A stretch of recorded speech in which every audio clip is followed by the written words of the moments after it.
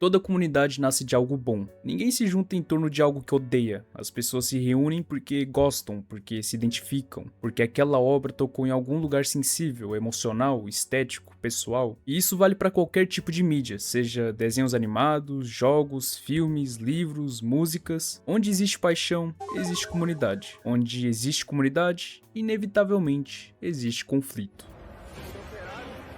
É quase que uma regra não escrita da convivência humana. Sempre que um grupo cresce, ele deixa de ser apenas um espaço de troca e vira também um espaço de disputa. Disputa de interpretação, de moral, de quem entendeu melhor a obra, de quem ama mais, de quem consome da forma certa. E é por essas coisas que nasce o lado tóxico das comunidades. Algumas conseguem lidar melhor com isso, outras não. Quando o tóxico não é aquele que critica, discute ou discorda, até porque isso é saudável. A questão é que o problema começa quando o fandom passa a agir como um filtro moral da obra. Quando ele se coloca entre a obra e quem quer experimentá-la, quando a experiência deixa de ser pessoal e vira um teste de pertencimento. E sim, isso acontece em praticamente toda a fandom. A diferença, como sempre, é a intensidade. Alguns são muito barulhentos, outros são agressivos, outros são moralmente exaustivos. E quando falamos de desenhos animados, isso ganha uma camada extra, porque são obras que lidam com emoção, identidade, crescimento, trauma, afeto, e tudo isso mexe muito com as pessoas. E a minha experiência pessoal mais marcante com isso foi A Casa da Coruja. Don't worry, V. We'll keep you safe. Good work. It's dead. Thanks. E antes de qualquer coisa, isso não é um ataque à obra, pelo contrário. A Casa da Coruja é uma série competente, sensível, bem escrita em muitos aspectos e extremamente importante para muita gente. Mesmo que o desenho tenha seus problemas, o problema nunca foi o desenho em si, o problema foi a comunidade ao redor dele, ou pelo menos uma parte muito barulhenta dela. O que faz muita gente enxergar o fandom da Casa da Coruja como tóxico não é o amor exagerado pelo desenho, mas a forma como esse amor se manifesta. Existe uma tendência muito forte de transformar a obra em um símbolo moral absoluto. Não é só um desenho que você gosta, ele acaba por virar uma bandeira. E quando algo vira bandeira, qualquer crítica passa a ser tratada como ataque. Críticas ao ritmo da série, às decisões narrativas, ao desenvolvimento de certos personagens, ou até a forma como alguns temas são resolvidos, muitas vezes são recebidas não como opinião, mas como falha de caráter, como se discordar fosse sinal de ignorância, preconceito ou má fé. E isso cria um ambiente onde as pessoas não se sentem confortáveis para falar honestamente. Tanto que na minha experiência vi muitas pessoas que são fãs dessa obra taxando a pessoa de homofóbica ou qualquer outra coisa por criticar certos aspectos da obra. Outro ponto muito recorrente é a hiperfixação em chips. Não o simples ato de gostar de um casal, isso sempre existiu e sempre vai existir, mas a centralização completa da obra em torno disso. Personagens passam a ser reduzidos a dinâmicas românticas e qualquer leitura que não priorize isso é vista como errada, fria ou insensível. O problema é quando o fandom passa a tratar isso como o núcleo obrigatório da experiência. E quando alguém diz que gosta da série, mas que não se importa tanto com os casais, isso vira motivo de hostilidade, e isso afasta as pessoas, isso cria uma sensação de que você precisa gostar do jeito certo, sentir do jeito certo, interpretar do jeito certo. Existe também um policiamento constante de linguagem, intenção e interpretação, uma vigilância moral que cansa, que transforma conversas simples em debates exaustivos, e isso para muita gente cria um bloqueio,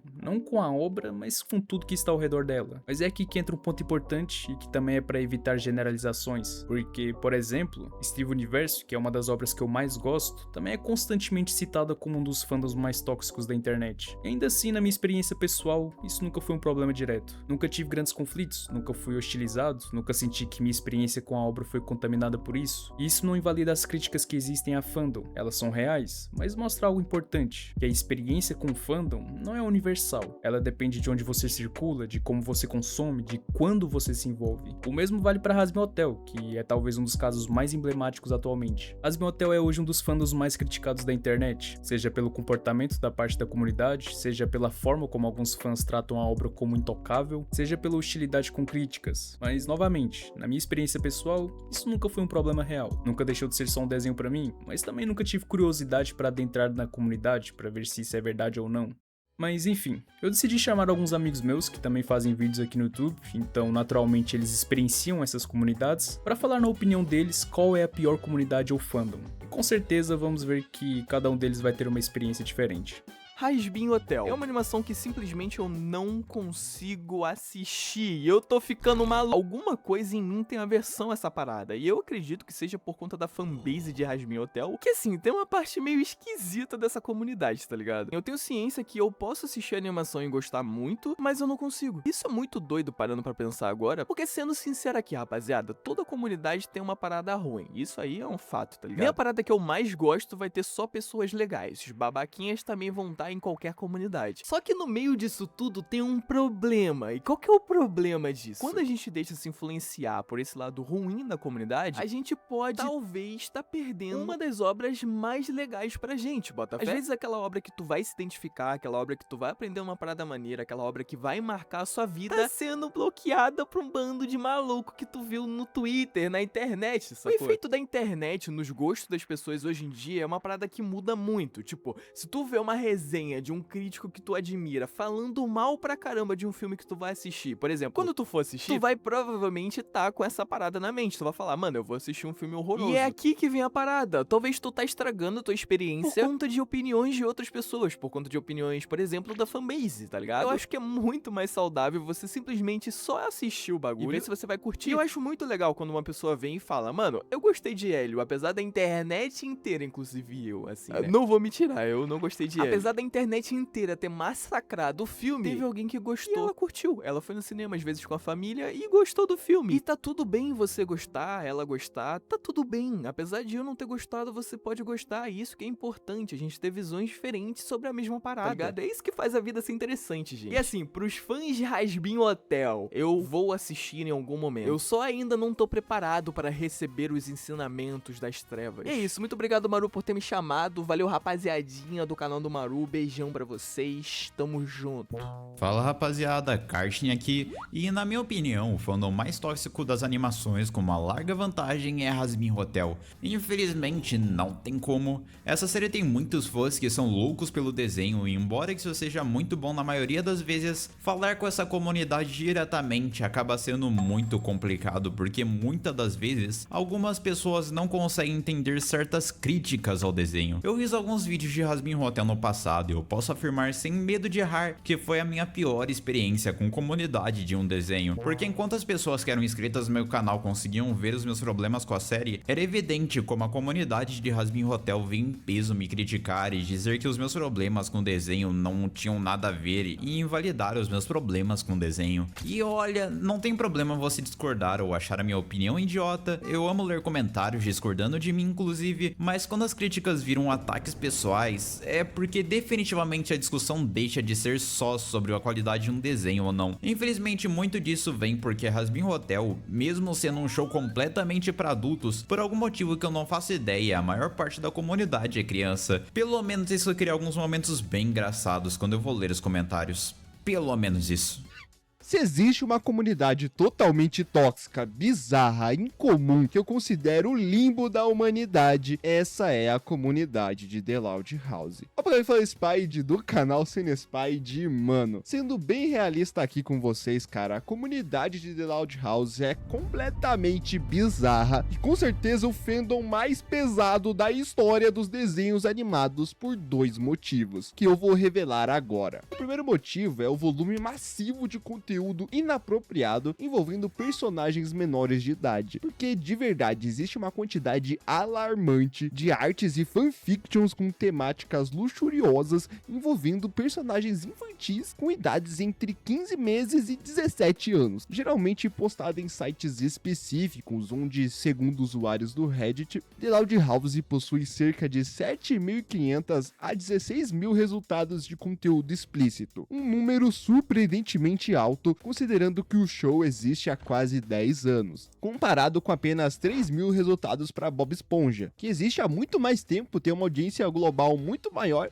e não tem esse tanto de conteúdo. The Loud House tem basicamente 4 vezes mais. Mas fora isso, cara, o meu segundo ponto aqui, que pra mim é o fim da picada, é a normalização de relacionamentos entre irmãos em situações inadequadas. A comunidade de The Loud House produz grande quantidade de conteúdo shippando e romantizando relacionamentos entre irmãos da família Loud, especificamente entre o Lincoln e suas irmãs, e cara, de verdade, só de pesquisar pra fazer esse roteiro, eu vi mais de 300 fanfictions que colocam um menino de 11 anos em situações indevidas com as suas irmãs adolescentes de 13 a 17 anos, além de várias artes, né, retratando essa tensão afetuosa bizarra entre os irmãos. E isso é algo que não é comum em nenhuma outra comunidade de fãs de desenhos animados. Esses elementos combinados, cara, criam uma reputação extremamente negativa para a comunidade de The Loud House, especialmente porque se trata de um show infantil. E basicamente, isso torna esse fandom mais bizarro e sinistro de todos os desenhos animados, porque esse fandom é literalmente criminoso. E pra não me estender tanto aqui, cara, eu posso resumir tudo isso em uma frase: não pergunte a um homem o seu salário,